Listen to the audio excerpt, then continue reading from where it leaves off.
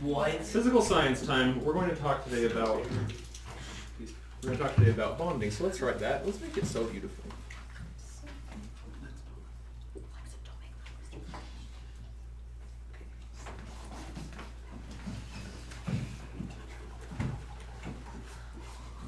Bonding.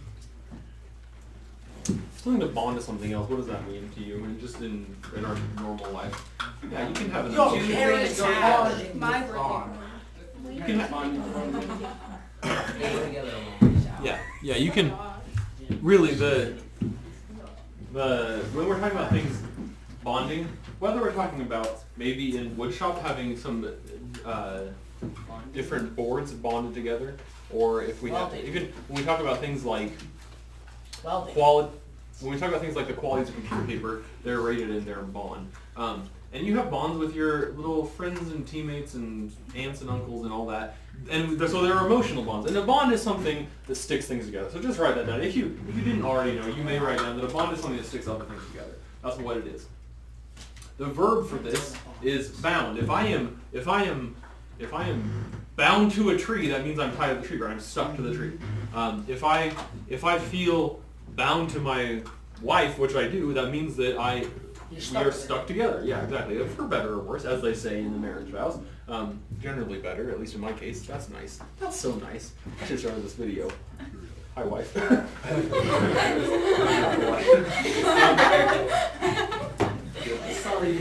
David Trump. Things are getting heated in here. Okay. So anyway, but in chemistry, bonding occurs. In chemistry, bonding occurs when, let's just write this, occurs when two or more atoms are, let's just keep it simple, are what? Stuck together.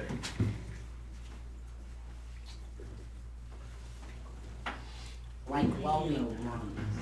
Are stuck together. If I were to bond a piece of wood with glue to maybe we should have done this experiment, but if I just had a 2x4 and I put some glue on one side and bound it to my wall, right? That the verb I would use is to bind, or I would have bound it, and then I would bond. It would form a bond with the wall. And really, that is a chemical bond. We're going to talk about chemical bonds here. Well, so would the wood be bonded to it, or would the glue? The wood would be bonded to the glue, and the glue would be bonded to the wall also, and so those things are all bound together. Okay. The basis of chemical bonding relates to what subatomic particles. That's the atomic particle. What subatomic particles? No? Electrons. And specifically what? Valence electrons. Yep, oops, let's spell it right though. Valence electrons are responsible, please stop making that noise, for chemical bonds. Please stop making that noise. Remind me, just as a side note, what are valence electrons? The outer layer of electrons. Yeah, they're those electrons in the outermost shell. Okay, let's all stop making noises, okay? So the valence electrons are those that are responsible for bonding, and this is why we have been talking, even in the previous chapters, about how many valence electrons each group of atoms has. It's very important to us to understand how many valence electrons each of the things on this table has. This is the periodic table. It's important for us to understand how many valence electrons each has, because it determines how and at what rate it bonds. For instance, let's think about this. Let's diagram what we call a formula unit of sodium chloride. You know about sodium chloride? Table salt. You know about it. Yeah, it's table salt. You can buy it at the grocery store. You can eat it. You don't want to eat too much. It's not great for you if you eat too much, but you do need a little bit of it. Anyway, please wait. Be quiet, please.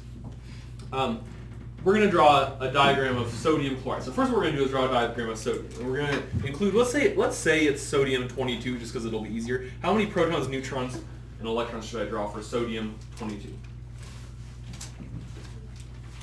How many protons? 22. Oh, no. No. I'm trying to find sodium. Sodium is Na. 11. We're going to draw 11 protons. 1, 2, 3, 4, 5, 6, 7, 8, 9, 10, 11. How many neutrons? If it was sodium 22, how many neutrons then? 11. Also 11. Or do they always have the same number of neutrons as protons? No. 1, 2, 3, 4, 5, 6, 7, 8, 9, 10, 11. There are 11 of each in there. No.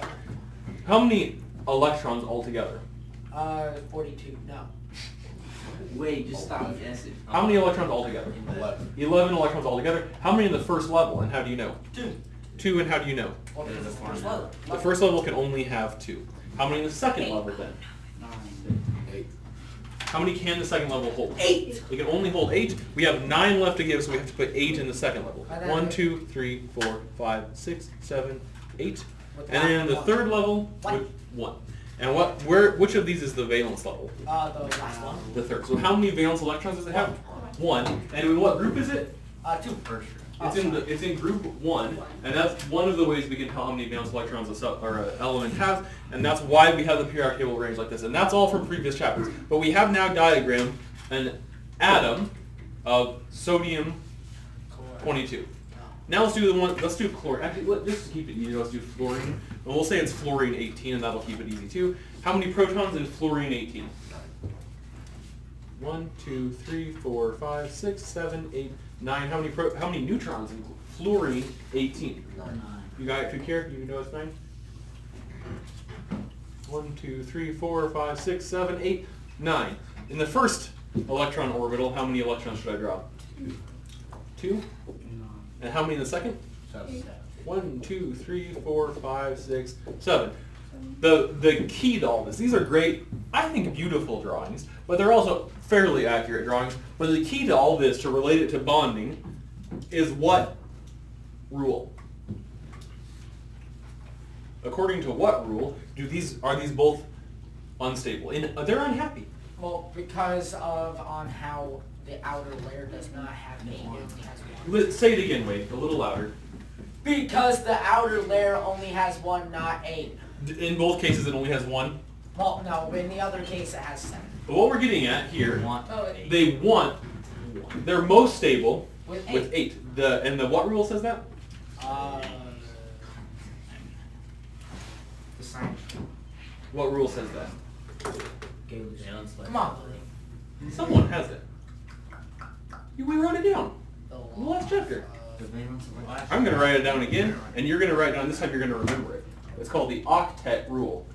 Yeah, you asked Yeah, you should remember it. This is something that's all over your test. The Octet Rule, this little prefix oct means what?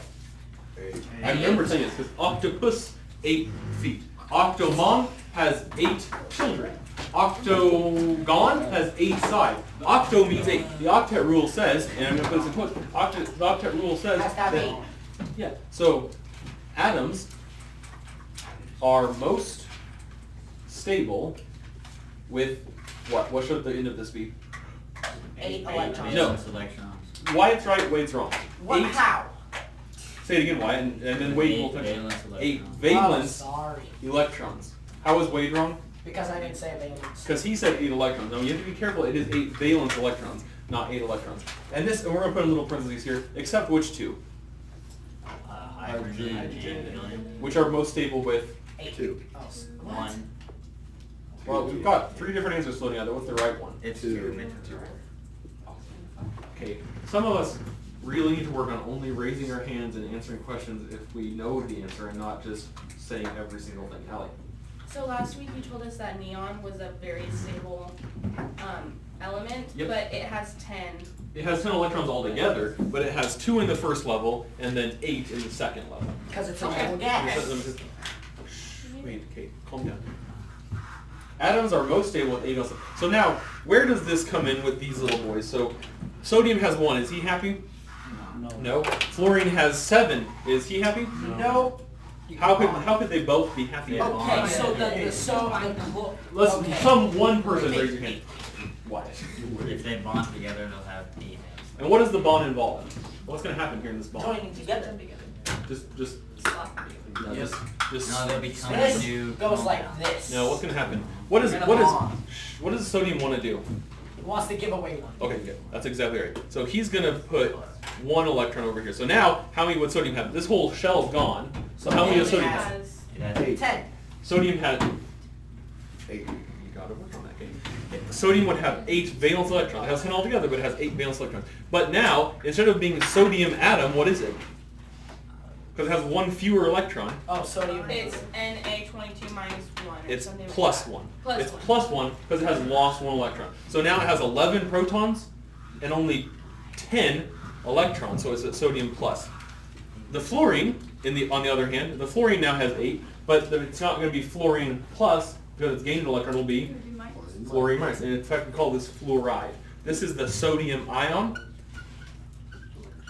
and this is the fluoride. Fluorine is makes me very So isn't fluoride the stuff that goes on your Yeah, yes, we'll talk about that later on, but right now we have to get through this. So now, the next thing that happens is because of one of the fundamental forces of the universe, this positive charge is attracted to this negative charge. What fundamental force is that? Gravity. Strong force. We've literally said all 4 of them now. Which one is correct? electron. Someone raise your hand and tell me the correct answer. I'm going to call one person. Peyton, what is it? Peyton's wrong. Let's try again. One other person raise your hand. Electromagnetism. Good job. Electromagnetism holds them together. So on your test, there's going to be a question. On your lesson review, there's going to be a question. On your chapter review, there's going to be a question that says, what is the fundamental force that bonds atoms together to form compounds? The answer is the electromagnetic force. The electromagnetic force or electromagnetism. And why? Because sodium is positive and fluoride is negative, and they are on opposites attract. What kind of bond would this be? What kind of atom is sodium? Powder. No. Salt. It's a metal. And what kind of atom is fluorine? Gas. Oh, it's a non. It's a nonmetal. When a metal and a nonmetal combine, we call this kind of bond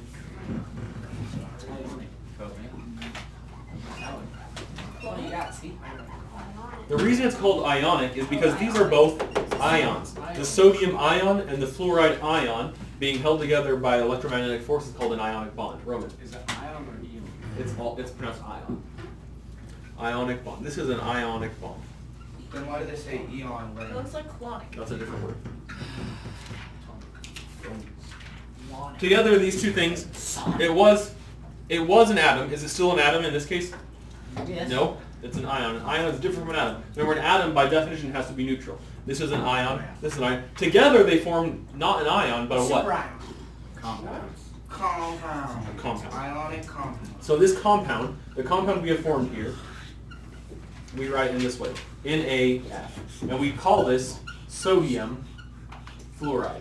We'll get lesson 3, which is not what we're going to do today, but lesson 3 is all about how we find this, the formula, and this, the name, for a given set of these. What is sodium fluoride? Sodium fluoride is a type of, it's not table salt, but it is a salt. Because any metal combined with a halogen is full of salt. Why, then, this should be a question you can't answer, why do atoms bond? Well, because Because it's they More have to. stable. To become more stable. To become stable. Just like some of you are going to bond someday with someone and it's going to make you more stable. You're going to get married and you're like, I'm so stable now. Well, Or now it could make you and very many of you- unstable and you could be abusive. and then Many you of you are unstable right now and you might need someone to bond with. Anyhow, so why do atoms bond? To become more stable. What is the specific kind of bond called where a metal or more than one metal, where metals give their electrons to nonmetals? What is that called? Ionic. An ionic bond. So let's write that down. An ionic bond Oh, we already did. is when metals, and I want you to underline this word, give electrons to nonmetals. The ionic bond is a giving and a taking. One gives an electron, the other takes one. We understand, I hope, because of the Octet Rule, that sodium is more happy if it loses this one. I think I've said this before, but the joke I always am making is that the sodium does not want this electron. It's more stable without it. Go, get out of here, electron. But it has to have a place for it to go. It can't just give up an electron into the ether. It can't just vanish. So, and it's just like, the joke I always make is it's just like your parents. They don't want you there. They're sick of you living in their house and eating their food, running over their cat with your car, coming home at 2 o'clock in the morning. They are so sick of you being around. But they have to have a place for you to go before they can get rid of you. They have to be like, hey, finally, they're in college, we gotta get rid of you. You can go to college. Or you're married, you can leave, get out of here. Or you have a job, get out of my house forever, see ya. They want you gone. But they can't just say, have fun on the street. They gotta have somewhere for you to go. Same way, sodium needs somewhere for its electron to go, and so it goes to the fluorine. And the fluorine's happier, just like college will be so happy to have you. Probably not. Anyway, the metal gives electrons to a nonmetal, and that's called an ionic bond. It's a giving by the metal and a taking by the nonmetal. And that's as opposed to, let's write this next one down. We're going to draw another little diagram. Oh, I forgot to draw little happy faces. They were supposed to be happy after they did that. Yay!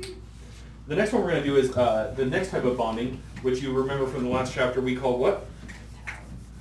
What's the other kind of bonding we talked about? There was metallic. We were actually, the last chapter we talked all about metallic bonding that we will probably, I'll tell you in chemistry. But the other kind of bonding was covalent.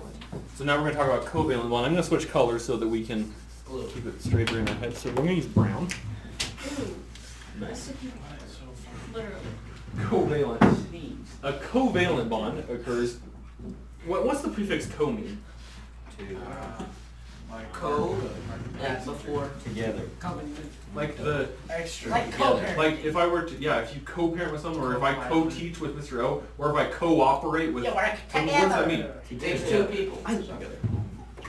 It's Sorry, the why would thing you do it with. And please, I don't know why all have to talk at the same time. And then what does the root word valence probably mean? Referring to what? Oh, it makes valence electrons. Valence electrons. So the valence electrons become together. So in a covalent bond, instead we'd have something, let's say we have carbon 12. Tell me how many protons and neutrons should be in carbon 12. 6 and 6. 3, 4, 5, 6. 1, 2, 3, 4, 5, 6. And then how many electrons in the first energy level? 2. 2. And then 4. And then 4. 8. I'm going to draw another carbon right here. 2, Oh. 3, 4, 5, 6. 1, 2, 3, 4, 5, 6.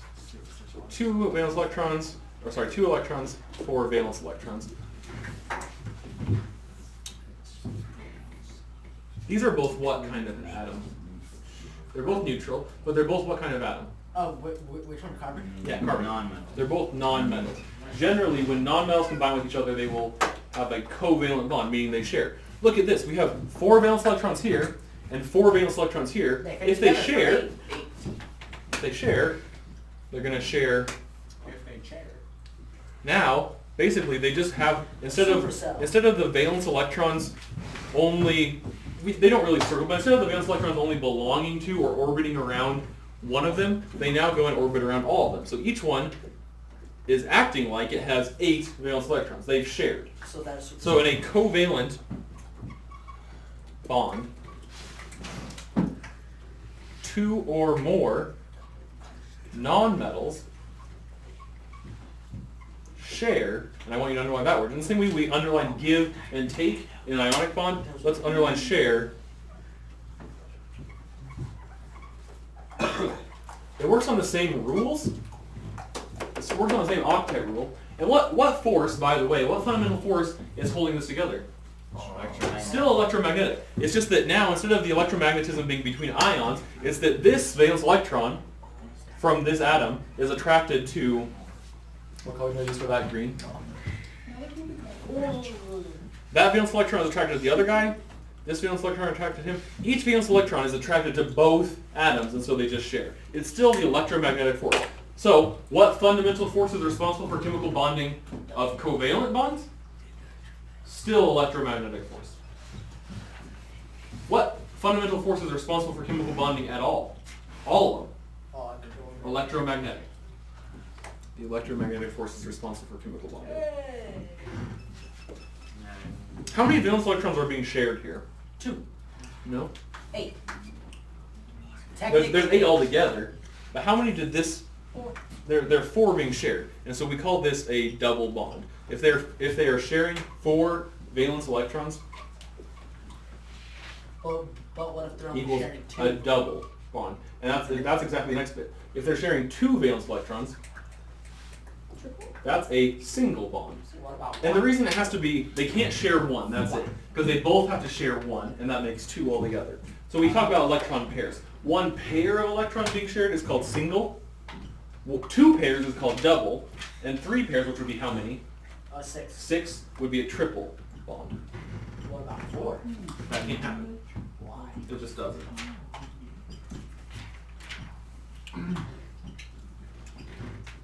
The last thing we have to talk about is the idea of polar versus nonpolar.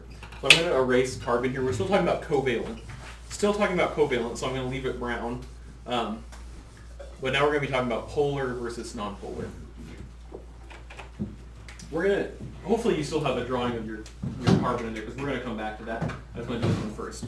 So tell me, if I have an atom of oxygen 16, how many protons and neutrons should it have? 8 and 8. 8 and 8. 1, 2, 3, 4, 5, 6, 7, 8. And 1, 2, 3, 4, 5, 6, 7, 8 neutrons. This is oxygen. How many valence electrons how many electrons in the first orbital should it have? 2. And how many in the second? 8. 7. We're just going to guess numbers. How many should it actually have? 6. Look at oxygen. Yes, it has 6. It's in group 16. It has 1, 2, 3, 4, 5, 6. Big brain. I'm also going to draw 2 little baby hydrogen 1s. How many protons, neutrons, and hydrogen 1? 1. Just 1 proton. That's it. How many electrons? 1. No, those are not electrons, those are valence electrons. They are valence electrons, you're right. And how many valence electrons is hydrogen happy with? 8. No, 2. 2. It wants to have 2. Check it out. Oxygen's got 6. Looks like If each of these hydrogens shares its 1 valence electron with the oxygen, now this one has 8, and each of these can have 2. Like this one kind of fits in with that. So everything's happy here. The difficulty, no, not a difficulty, but if you're an electron, what are you attracted to? I'm not going to ask you if you're a freshman, what are you attracted to? Let's leave that off the deal. If you're an electron and you have what charge? Negative. Then you're attracted to, that's probably a positive charge. Who here's got the bigger positive charge? Oxygen or hydrogen? Oxygen. So if you're an electron, what are you more attracted to? Oxygen. So the electrons hang out more down here, and we use this little symbol to mean that. This is supposed to be, I did a bad job drawing it. This is supposed to be, That looks like a frog. this is hey, listen to me. This is supposed to be the lowercase Greek letter delta. We put delta minus here. This means delta minus, and this means partial negative charge. And then up here would be what? Delta plus. Yeah, delta plus, which means partial, can you guess? Positive. Yeah, partial positive. And that's because the electrons would rather hang out with the oxygen than the hydrogen, and so they spend more time down here, and so it gets a negative charge because electrons have a negative charge.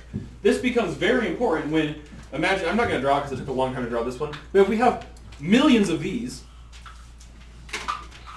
the negative end of this one is going to be attracted to what end of the other one? Positive. And so they orient themselves in a lattice work, kind of like a crystal. When ice crystallizes, this is what happens. These are called hydrogen bonds. And this is called a polar covalent. Why would it be called polar? Because it has what? That was cold. No. Because it has what? Pairs. No. What? Someone said it. Mitchell? It has poles. It has a positive pole and a negative pole. Kind of like a battery has a positive pole and a negative pole. This is called a polar covalent bond. Shh. Please. This is called a polar covalent bond. The carbons, remember your carbon drawing? I'm not going to draw it again, but look at your carbon drawing. Which one would the electron rather hang out with? Left carbon or right carbon? Right. Try again. Right. Try again. Oh, Right.